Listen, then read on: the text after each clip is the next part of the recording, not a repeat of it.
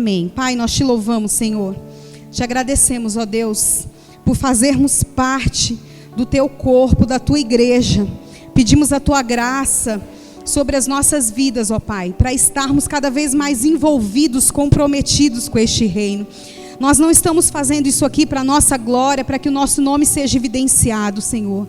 Nós estamos fazendo isso aqui, Senhor Deus, em batalha, para tomarmos posse do território que o Senhor colocou para nós. Esse lugar vai crescer e nós seremos instrumentos de Deus, Pai, neste lugar, Senhor, para a manifestação da tua glória e para que o teu nome seja conhecido neste bairro, em nome de Jesus. Amém. Graças a Deus. Queridos, nós estamos no mês do quê? Cadê o nosso tema aí, querido? Põe aí para nós. Essa Bíblia está meio verde, né? Qual é o tema do mês? Do mês não, do ano. Esse é o tema do ano. O pastor não colocou o tema do... Não. Esse é o tema do ano, tá? Fé sobrenatural. Mas mensalmente... Vai jogar a culpa no pastor. Verdade, puxa vida, pastor. Mensalmente nós temos um tema para trabalhar, amém? Baseado no tema anual, que é a fé sobrenatural. Quem deseja ter uma fé sobrenatural aí? Aí você fala, mas essa fé sobrenatural parece tão grande, né? Tão assustador falar disso. Mas a Bíblia diz que se a gente tiver uma fé, ó, como? Do tamanho de um grão de... Basta essa. Você não precisa de muito não, só essa. Deus te dá autoridade para dizer a um monte, sai desse lugar e vai para o outro. E ele vai, em nome de Jesus. Essa é a fé sobrenatural, amém? E Deus trabalha de acordo com a nossa fé, de acordo com aquilo que que a gente acredita na mesma medida. O tema desse mês é a razão da minha esperança. Amém? Você pode olhar para alguém aí do seu lado e ensinar, fala assim, meu irmão, minha irmã, olha aí, cutuca, vai, diz essa pessoa aí. O tema desse mês é a razão da minha esperança. Qual é o tema desse mês, queridos? Vai ficar mais bonito. 1, 2, 3 e... Aleluia! Ô povo inteligente, glória a Deus. Esse é o tema desse mês que nós estamos trabalhando. A razão da minha esperança. E é curioso falarmos sobre a razão, né? A razão da minha esperança. Quem é a razão? O que é a razão? Razão, na verdade, está nos destinando ao motivo, a motivação, a justificativa da minha esperança. E aí eu faço uma pergunta para você: qual é a sua motivação? Qual é a motivação da sua esperança? O que faz com que você tenha esperança? Qual é a razão da tua esperança, querido? E nós, como igreja do Senhor, nós viemos aqui para proclamar que a razão da nossa esperança é Jesus. Jesus é a razão da nossa esperança. Amém? Pastora, é difícil, diante de desafios, diante de lutas, de dificuldades que vivemos. Essa semana nós... Inclusive, não estou vendo ele aí, né? Cadê o Gui? Guilherme não veio?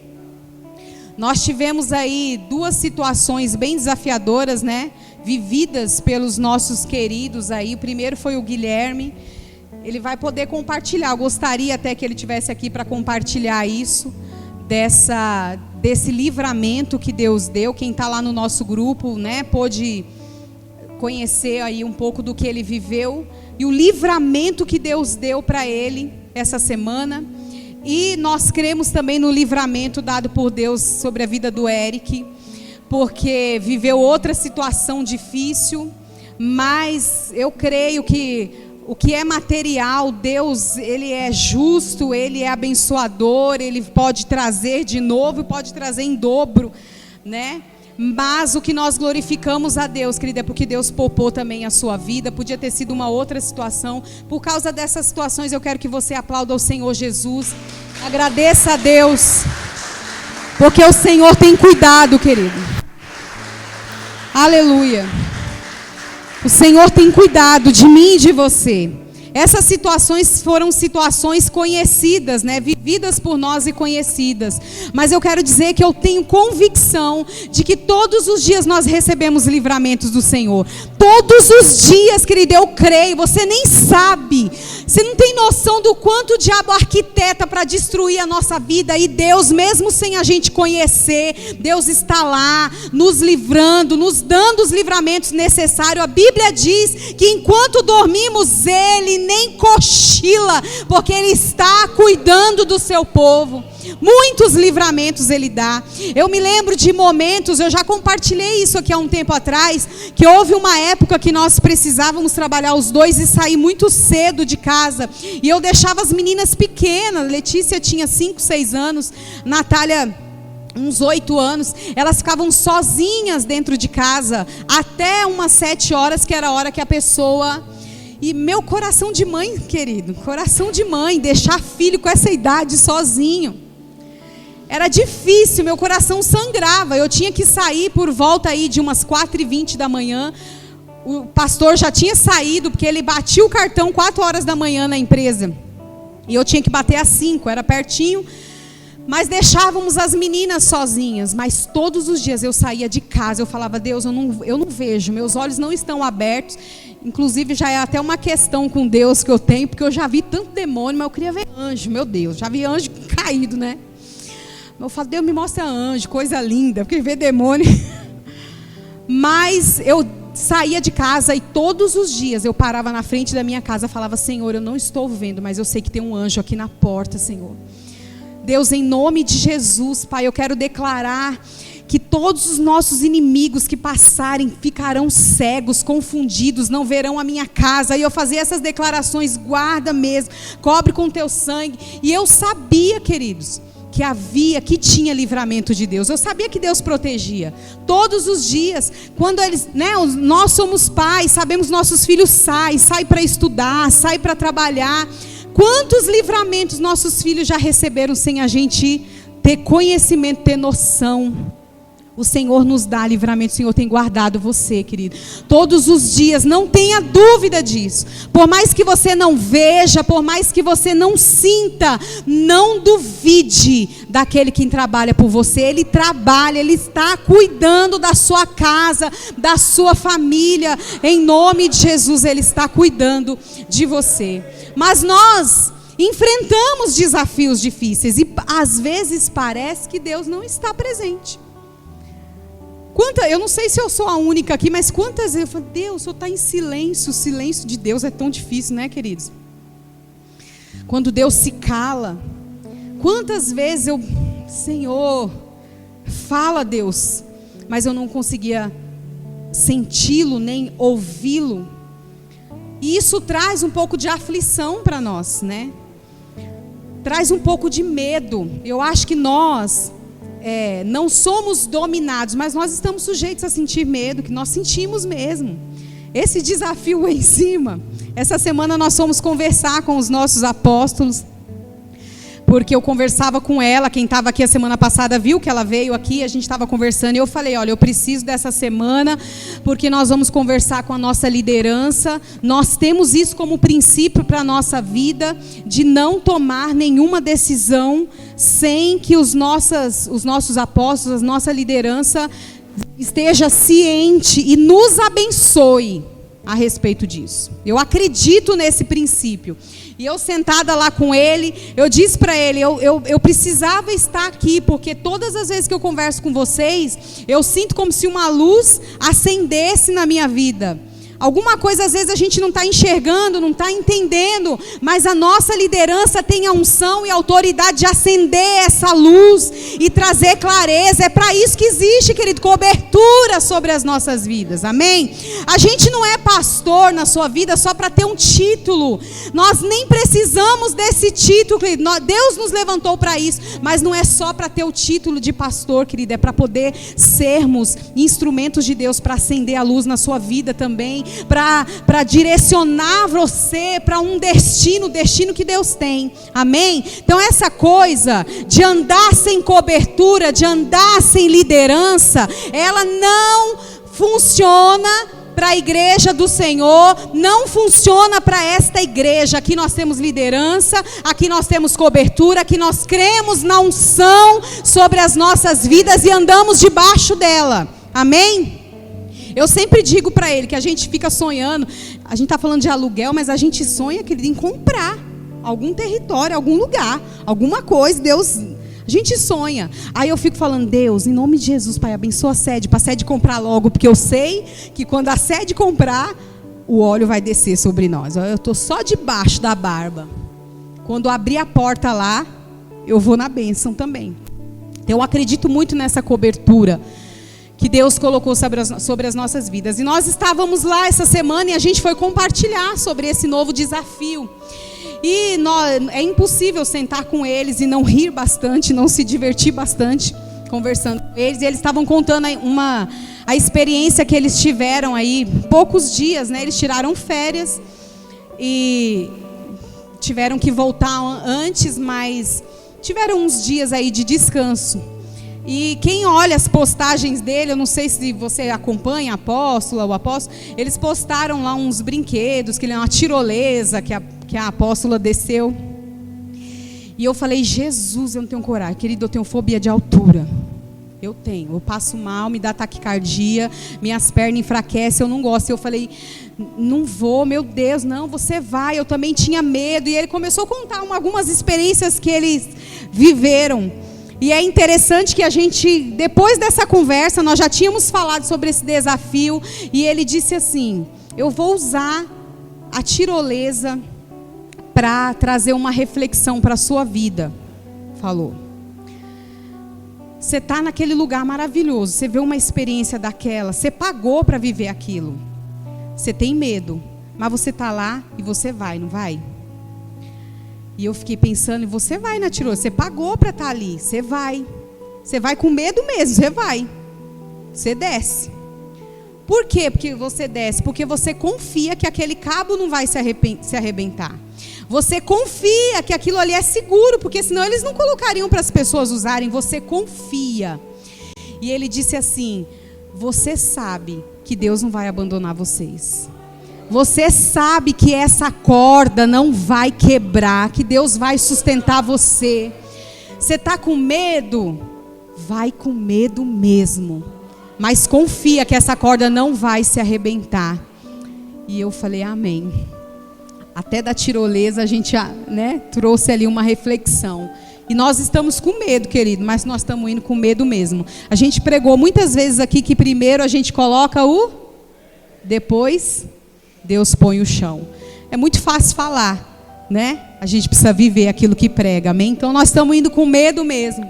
E nós enfrentamos muitos desafios. Eu sei que na sua vida familiar, na sua vida pessoal, você tem enfrentado muitos desafios. Eu sei que tem. São muitas guerras, são muitas batalhas que nós vivemos, querida. Às vezes batalhas internas, externas, dentro do trabalho, no meio da família. E às vezes as batalhas internas dentro de nós mesmos, nossa mente. Essa é a pior, né? Aquela que começa aqui. Nós enfrentamos desafio. E o diabo, ele é um aproveitador. Porque ele se aproveita dessas fragilidades, dessas inseguranças, destes momentos de medo, para tentar minar aquilo que Deus estabeleceu para acontecer na nossa vida. Ele não vai aonde nós estamos fortes. Ele vai aonde nós estamos fracos. Onde nós estamos fragilizados. É assim que o diabo age. Ele é sujo, ele é astuto, é assim que ele faz. Ele vai na fragilidade, é estratégia de guerra que ele usa. E muitas vezes, por causa das ações que ele faz, né, através dessa fragilidade que nós temos, muitas vezes nós somos minados naquilo que Deus nos direciona para guardar e para reter. Coloca para mim, Fabrício, Hebreus 10, 23. Eu quero que você leia em nome de Jesus esse versículo. Hebreus 10, 23.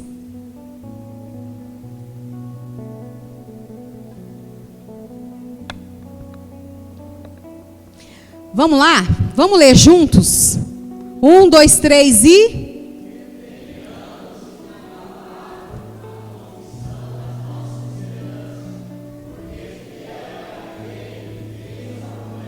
Amém. Você, o crente de segunda sempre sai melhor. Peraí. Vai lá. 1, 2, 3 e...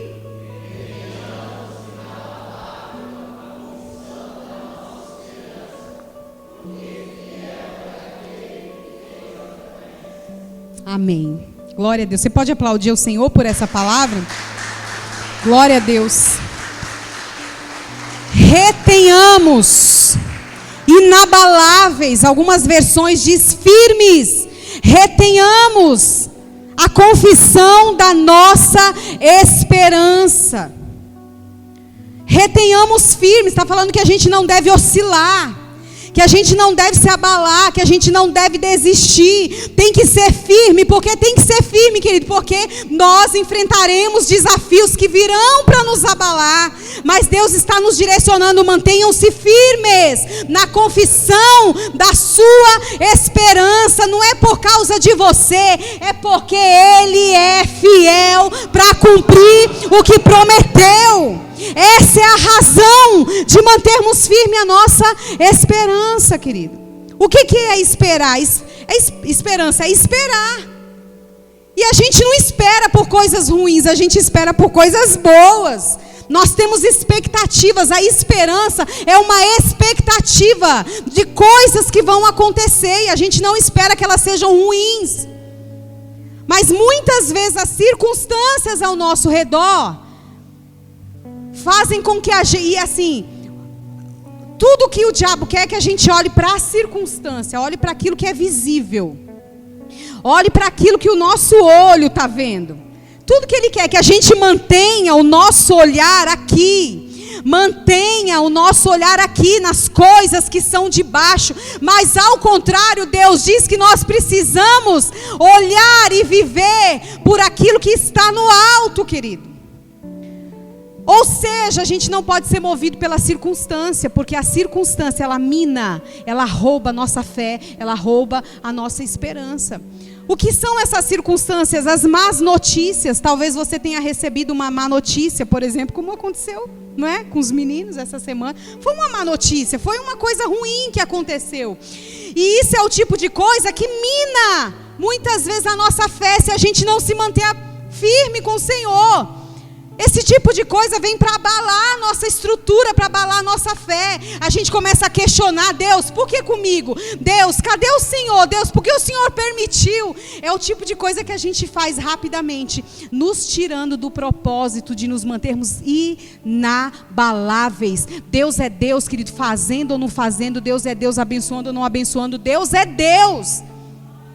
E nós precisamos nos manter inabaláveis. Então as más notícias, os problemas que nós enfrentamos, tudo isso vem para nos roubar, tirar de nós a confissão da nossa esperança no Senhor. Elas minam a nossa esperança. E é interessante pensar, eu quero trazer para você um trecho conhecido, uma história conhecida da palavra de Deus, para a sua reflexão. Talvez você já tenha ouvido, já tenha meditado a respeito disso. Então eu vou estar aqui para lembrar você daquele momento onde o povo de Israel estava em guerra, lutando contra os filisteus, guerreando contra os filisteus, e eles estavam sendo intimidados, eles estavam sendo oprimidos pelo inimigo. Os filisteus estavam mesmo intimidando aquele povo. Coloca para mim, por favor, 1 Samuel 17:11. Essa história é a história onde aparece Golias. Haviam gigantes no meio dos filisteus, e aí aparece esse gigante Golias, desafiando o povo de Deus, desafiando o povo de Israel, oprimindo e intimidando. Olha só o que a Bíblia diz: ouvindo então Saul e todo Israel estas palavras do filisteu, desalentaram-se e temeram muito. Veja como as más notícias nos afetam. Era um exército que estava treinado, era um exército preparado para enfrentar uma guerra, mas por causa das palavras de Golias, intimidando, amedrontando, eles ficaram desalentados. O que é ficar desalentado? É ficar oprimido, é perder a esperança, querido, é ficar amortecido, desanimado. E ao longo da sua caminhada com Deus, quantas vezes você se sentiu assim? Desanimado por alguma circunstância, por alguma situação? Quantas vezes? E você precisa aprender a vencer, a identificar. Você precisa identificar quando o inimigo está tentando roubar sua esperança. Eu me lembro de situações orando aqui. A gente fala muito desse lugar porque é uma forma de conquista. Nós estamos em conquista aqui. Mas, querido, meu coração já entrou nesse lugar sangrando muitos cultos. E eu dizia: Senhor, eu não aceito, Pai, eu não aceito. Só o teu trono nesse lugar. E eu clamava muito. E um dia eu estava tão intimidada por isso. Eu estava tão abatida por isso, e numa das madrugadas eu estava orando ao Senhor e falando com Deus e abrindo meu coração, dizendo mesmo: eu estou me sentindo abatida, Senhor, a minha alma está abatida por causa disso. E Deus me deu uma palavra, trouxe ali, o Espírito Santo ministrou o meu coração a respeito de Neemias. Porque Neemias também se sentiu intimidado. Levantaram-se opositores, levantaram-se pessoas contra a obra que ele tinha para realizar. Muitos desafios vieram contra ele, e Deus falou comigo: não ouça a voz do teu inimigo, não se deixe intimidar, não fique intimidado, não tenha medo. E aquilo trouxe de volta a minha esperança no Senhor. E é isso que Deus quer trazer para você essa noite, queridos. Não se deixem intimidar pelos desafios que você está enfrentando. Talvez dentro da sua casa, na sua família, no seu trabalho. Não se deixe intimidar por esses desafios. Lembre-se que o teu Deus é maior. A Bíblia diz: maior é o que está em nós do que aquele que está no mundo. Você precisa viver isso, querido. Em nome de Jesus, não se deixe abater, não se deixe ser roubado na sua esperança. Quem é responsável por proteger é você mesmo. Ninguém pode proteger teu coração. Eu não posso, por mais que eu ore por você, por mais que eu libere palavras sobre você, eu não tenho poder de proteger o teu coração. Você, cada um de nós é que temos essa autoridade. Tanto é que a Bíblia nos ensina lá em Provérbios que nós devemos guardar o nosso coração. Sobre tudo que se deve guardar, guarda o teu coração. Nós é que protegemos, nós é que somos responsáveis por jogar fora as más notícias, as coisas ruins que nós ouvimos das pessoas, as afrontas, as acusações. Nós é que somos responsáveis. Lembra, querido, nós não somos depósito de lixo, nós não podemos aceitar essas coisas. Joga fora, porque se você deixar descer no seu coração, afeta a tua alma, porque o coração, ela é uma porta de entrada para a alma. E aí vai te esmurecer, vai te desanimar, vai tirar a tua esperança. Vocês estão entendendo, amém? Vocês estão comigo aqui essa noite, queridos, em nome de Jesus? Não se deixe abater, proteja teu coração. Tem gente que se abate por qualquer coisa, ouve uma palavra, ouve alguma coisa e já fica esmurecido. Muitas vezes, querido, isso é falta de viver a verdade da palavra de Deus. É a falta de viver o que a Bíblia diz para nós, quem nós somos, aonde vamos. É isso que nós precisamos nos lembrar constantemente. Amém? Nós precisamos nos proteger para que nós não sejamos roubados naquilo que a Bíblia diz que nós devemos reter. E o que nós devemos reter? A nossa esperança. Nós precisamos continuar inabaláveis. Nós não podemos andar por vista. Amém? Não olhe para as circunstâncias. Está difícil? Nós tivemos ontem a visita de uma amiga das antigas, né? Da minha história com um pastor lá na Bahia. Ela veio trazer a filha, está passando por alguns procedimentos médicos. E ela esteve conosco. E a gente se lembrou de muita coisa vivida, né? Muitas experiências vividas com Deus. E aí eu trouxe à memória muitas coisas que eu experimentei, que eu vivi. Desafios que eu achei muitas vezes que eu ia morrer, que eu não ia superar, que eu não ia conseguir. Quantas vezes eu já tive tantas crises na minha vida. Eu me lembro de uma crise, querida, sentada na minha cama, dizendo: Senhor, eu sei que eu não posso tirar a minha vida, eu não posso fazer isso, mas o Senhor pode, tira. Quantas vezes eu deitei na minha cama, fechei meus olhos, eu falava: Senhor, não me deixa acordar. O desejo de desistir, o desejo pela morte era tão grande. Diante dos desafios que eu venci, que eu passei. Quantas vezes eu achei hoje, queridos, nós estamos completando, eu e o pastor, 29 anos de casados. Acordei hoje de manhã, meu bem, lembrando daquela manhã que eu me levantei sozinha, tomei meu banho, me arrumei, vesti aquele meu macacãozinho e fui me encontrar com você naquele cartório para me aliançar a você. 29 anos. Queridos, 29 anos, você acha que foi fácil 29 anos? A gente é guerreiro, querido. Mas a gente é guerreiro, ele é, eu sou. Às vezes a gente luta um contra o outro, mas a gente é guerreiro. E a gente está aqui. Mas não foi fácil chegar até aqui. Quantas vezes eu pensei em desistir, eu tenho certeza que ele também. Quantas vezes a gente já chegou a sentar junto e conversar e falar assim: ó, não dá mais, vamos cada um para o seu lado.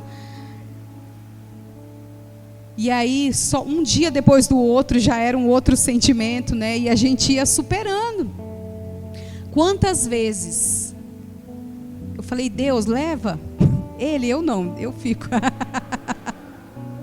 Quantas vezes nós enfrentamos muitos desafios na nossa vida, na nossa jornada. Nosso casamento, nosso relacionamento. Nós somos muito diferentes um do outro, querido. Nós somos muito. Aí chega alguém e fala: não, porque a gente é diferente. Eu sou a medida. Nós somos os aferidores da medida da diferença. Eu e o pastor. Querido, eu vou comprar um negócio branco. Branco não, preto. É assim. A nossa vida é sempre assim. Mas a gente sempre chega ali, né? Não tá bom, então vamos comprar cinza. Nem meu, nem seu.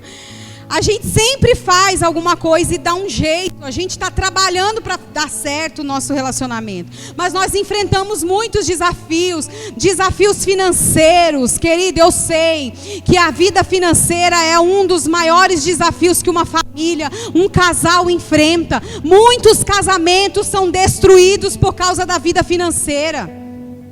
Por causa da necessidade, a falta das coisas. Por causa da desorganização, da má administração, muitas famílias são destruídas. Nós vivemos muitas crises financeiras. Pastora, eu oro, pastora, porque eu preciso pagar a conta. Ô, querido, eu já vivi isso. Ah, pastora, cortaram minha luz. Eu sei o que é cortar a luz. Eu já fiquei uma semana com um focozinho de lâmpada que a minha vizinha colocou, porque eu tinha o Nicolas bebê. Pastora, está faltando as coisas em casa. Eu sei o que é, gente. Eu sei o que é. Eu sei o que é. Essa vizinha minha, ela foi uma mãe para mim já. Deus já recolheu. Eu sei o que é receber a ligação no telefone e falava assim: filha, eu não quero comer sozinha.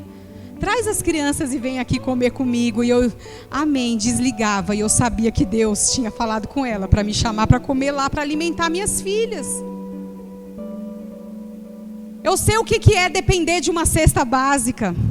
De esperar que alguém bata na minha porta para dizer, olha... E a gente viveu isso muitas vezes. Deus te mandou isso aqui. Deus mandou entregar isso aqui para vocês. Foram muitas vezes.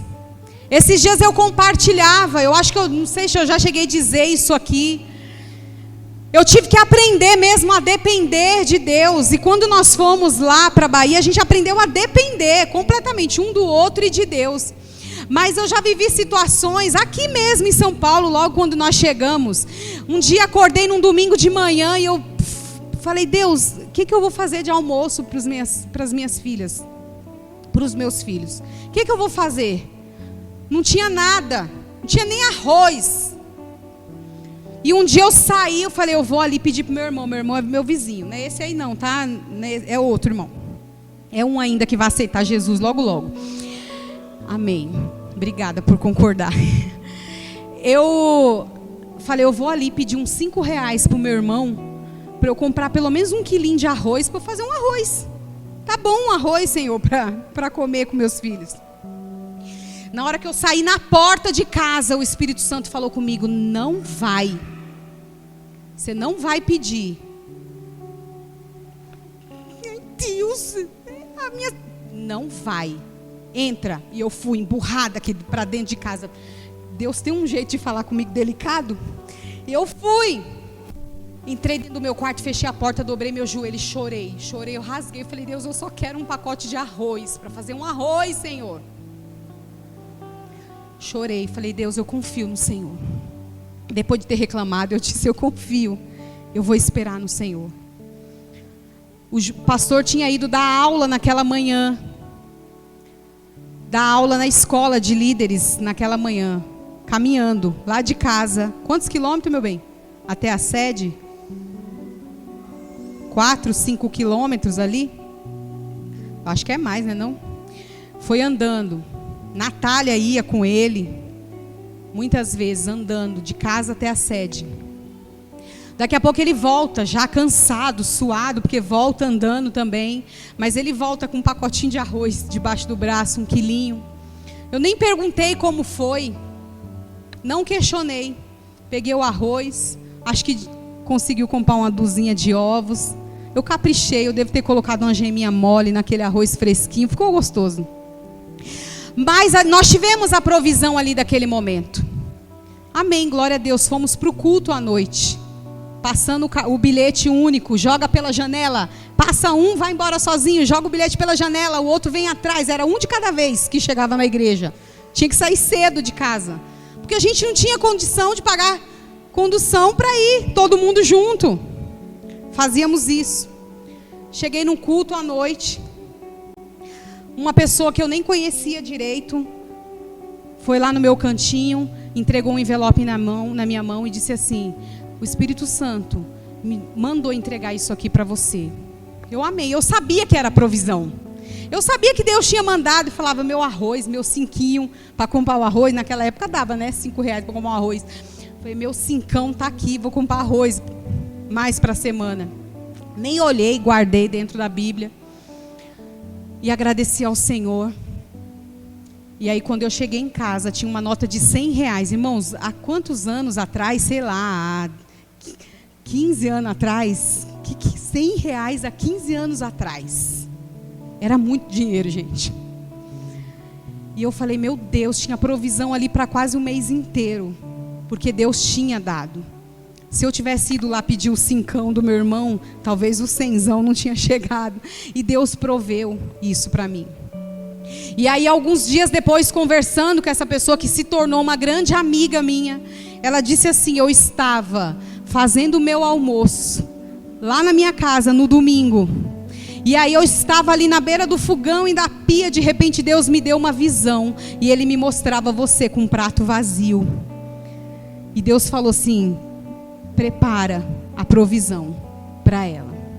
Ou seja, na hora que eu fui dobrar meu joelho, Deus estava mandando anjos, visões, o Espírito Santo foi e cuidou. Foram muitos desafios vividos, querido, foram muitos. Muitas lutas, muitas dores, muitas mesmo. Você não tem noção, eu passaria aqui horas e horas. A gente sempre falou que a gente ia escrever um livro, né? Tinha até tema para esse livro. Os antigos, acho que não tem muita gente antiga aqui não. Os batistão vão saber, os ex-batistas vão saber. O nosso título do nosso livro ia ser Conta as Bênçãos, Conta Quantas São. Lembra disso?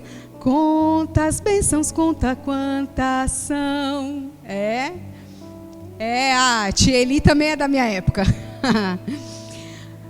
A gente dizia que ia ser o tema do nosso livro, de tantas histórias, experiências que nós vivemos assim, desafiadoras. E aí eu comecei nessa tarde a me lembrar de quantos desafios nós vivemos e quantas vezes eu achei que eu ia morrer, eu achei que eu não ia conseguir, quantas vezes eu chorei falando que eu não tinha roupa. Mulherada não faz isso, né? Eu não vou sair porque eu não tenho roupa para usar. Nunca andei pelada, tá? E a gente chora com isso. Quantas vezes, querido? Fala, Deus, eu não vou conseguir, Senhor, eu não vou conseguir. Gente, eu tô aqui. Eu falei, Deus, eu tô aqui.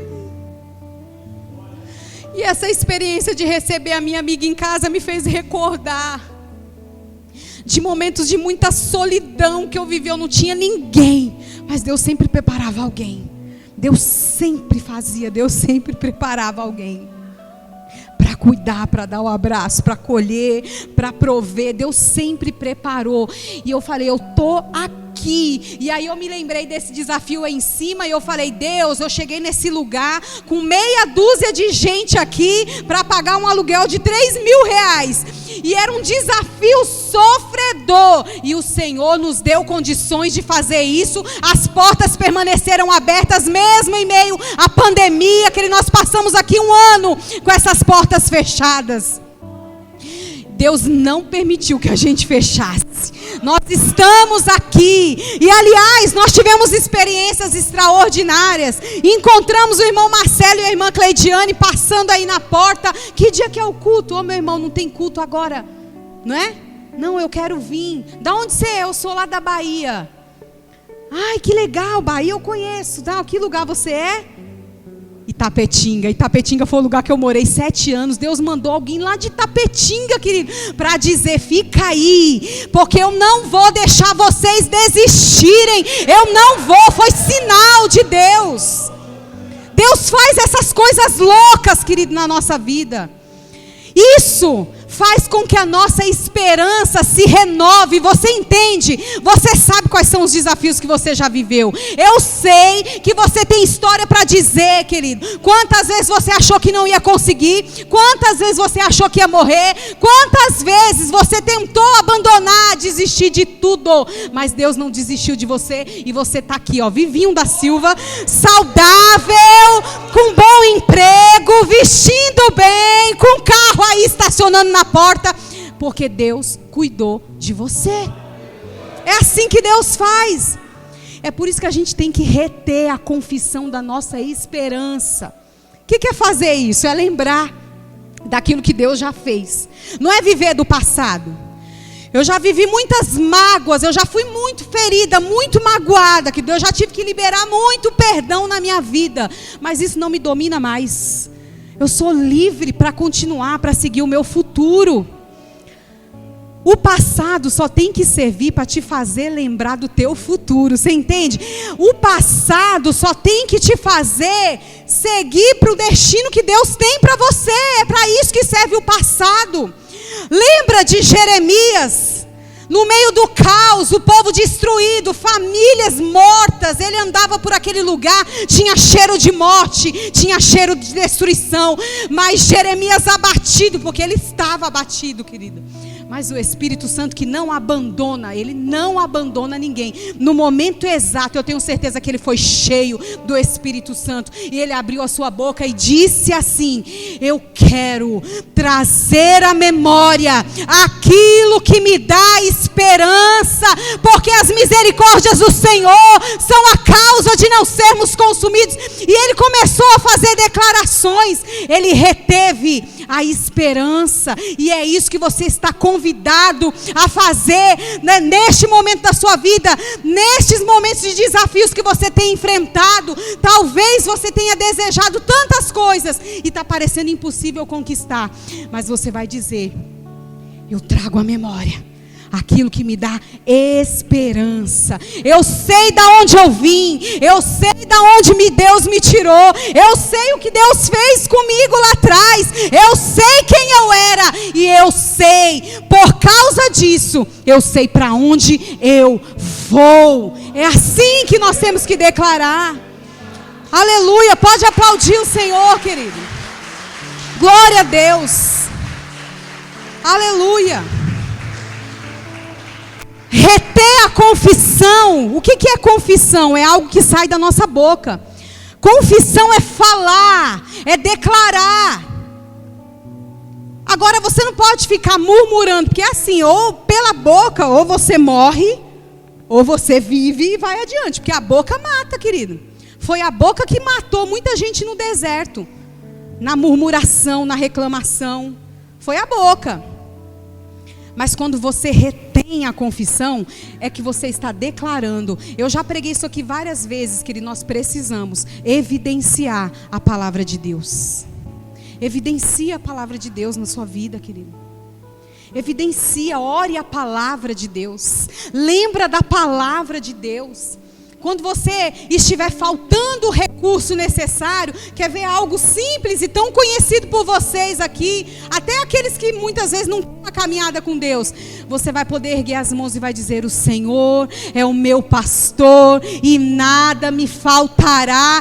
São declarações como essa que evidenciam a palavra de Deus e vão fazer com que a gente mantenha a esperança dentro de nós. Você quer ver um outro texto que você precisa se lembrar? A Bíblia diz: eu é que sei que pensamentos tenho a seu respeito, e são pensamentos de paz e não de mal, para vos dar o fim que desejais. Olha o que a palavra diz para você.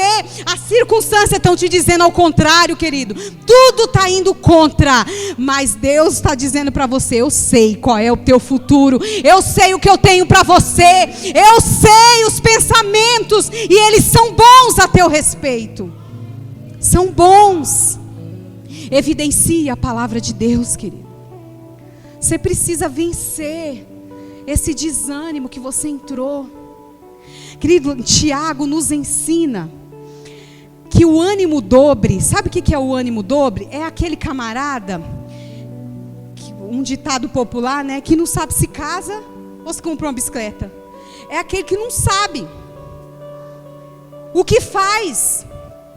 Um dia quer, outro dia já não sabe mais. Um dia está firme com Deus, outro dia já não sabe mais. Um dia está apaixonado, adorando ao Senhor, no outro dia nem no culto vem, porque o desânimo bateu. A Bíblia diz que quem tem esse tipo de ânimo, diz assim, ó: não pense tal pessoa que ela alcançará alguma coisa do Senhor. Porque Deus não trabalha, querido, na dúvida. Deus não trabalha na incerteza. Deus trabalha na firmeza da fé. A Bíblia diz que sem fé é impossível agradar a Deus. A minha aliança com Deus, ela é indiferente a todas as circunstâncias ao meu redor. Tudo pode estar indo bem, eu estou firme com Deus, mas tudo pode estar indo mal. Eu me mantenho firme no Senhor, porque eu tenho esperança naquele que está cuidando de mim. Essa é a firmeza. Eu preciso saber o que eu quero. Eu não posso querer andar com Deus e ter uma vida, sabe, errada lá fora. Eu preciso consertar, porque eu sei o que os pensamentos e aquilo que Deus tem para mim é muito melhor. Eu tenho que parar de oscilar na minha caminhada com Deus. Eu brinquei brinquei falando sério, né? Porque eu sou dessas. A gente brinca dando uma cutucada, né? Eu já disse muitas vezes aqui que não se faz mais crente como antigamente. Meu Deus do céu. Não se faz mais. As pessoas às vezes se convertem por barganha, para receber alguma coisa de Deus, por fazer troca. Querida, a gente se converte, não é pelo que a gente vai viver aqui na terra, é pelo que a gente vai viver no céu. É por isso que a gente entrega a nossa vida para Jesus. Aqui é consequência de uma vida com Deus, porque Deus nos abençoa nessa terra. Pode ter certeza que Deus nos abençoa, nos faz prosperar e viver coisas grandes nessa terra. Mas a esperança minha não é o que eu tenho para viver aqui na terra, é o que eu tenho para viver no céu. Então como você pode deixar algo da terra te oscilar? Algo da terra fazer com que você oscile na sua fé? Se a tua esperança é o que você vai viver depois. Se a tua esperança é o que você vai viver depois que você deixar essa vida, querido. É a tua salvação em Jesus. Isso é o mais importante, é o que Paulo disse, é a esperança da glória. É o futuro que está por vir, está chegando, está breve. Os sinais dizem por si só. Às vezes a gente luta tanto nessa terra, né? Foi uma briga desgramada nesse negócio de política. Não é verdade, querido? Foi uma luta. Parece, tem um memezinho antigo. E eu me lembrei agora, né? Era um desenho que tinha. A gente chama de meme hoje, né? Antigamente não era não. Era um desenho que estava assim um crente com uma espada e o diabo lutando. Não sei se vocês já viram isso. Estava ali, ó.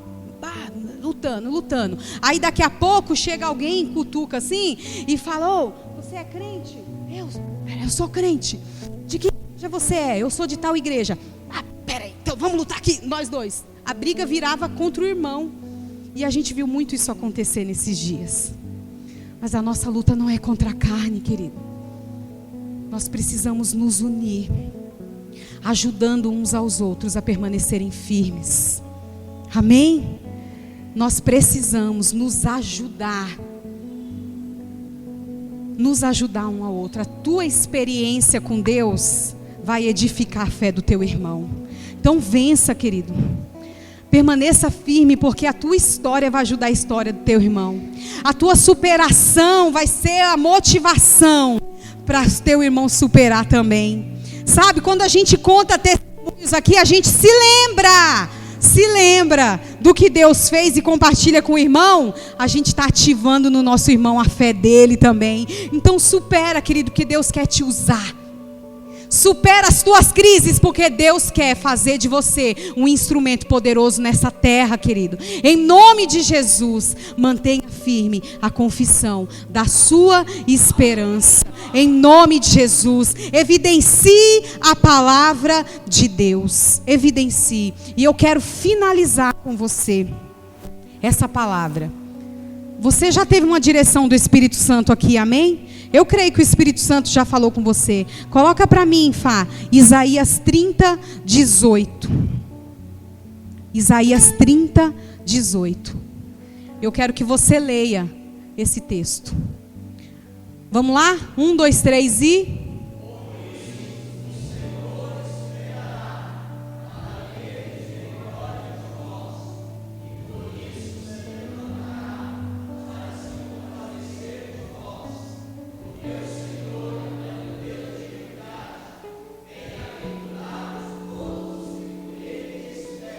Bem-aventurados todos os que nele esperam. Aquele que tem a sua esperança retida, guardada, protegida, receberá a misericórdia do Senhor, querido. Receberá a misericórdia do Senhor. Receba essa palavra na sua vida. Deus vai se levantar. Deus já está se levantando ao seu favor. As misericórdias do Senhor, elas já estão alcançando você, porque você tem esperado nele. A tua confiança está firmada no Senhor. Então você pode esperar, porque a Bíblia diz que ele não é homem para que minta, nem filho do homem para que se arrependa. Ele vai se levantar ao seu favor. Toda a sua vida vai mudar, a história da sua casa vai mudar. Eu quero profetizar isso na sua vida, dentro do ambiente do seu trabalho. Você que tem lutado lá dentro, que tem enfrentado ali a oposição, Deus está se levantando a seu favor naquele lugar, e vai chegar o tempo de honra para você, querido. Deus está entrando dentro da sua casa, mudando a história da sua família, restaurando o seu casamento, visitando os seus filhos. Deus está se levantando ao seu favor. Creia. Eu quero profetizar aqui que o Senhor está enviando anjos levando cura para quem está enfermo e você tem orado. Eu quero declarar isso, a cura do Senhor sobre os enfermos dentro da tua casa. Eu quero profetizar sobre a tua despensa. Nunca mais, querido, você vai sentir falta de nada. A Bíblia diz que o Senhor vai te abençoar para que você abençoe a muitos. A muitos, querido, vocês serão instrumentos de Deus nessa terra. Deus está se levantando ao seu favor. Teus sonhos, talvez você fique pensando assim, sonhos são a linguagem do Espírito, e os sonhos de Deus vão se realizar sobre você. Você vai viver a realização dos seus sonhos, querida, em nome de Jesus, porque você espera no Senhor.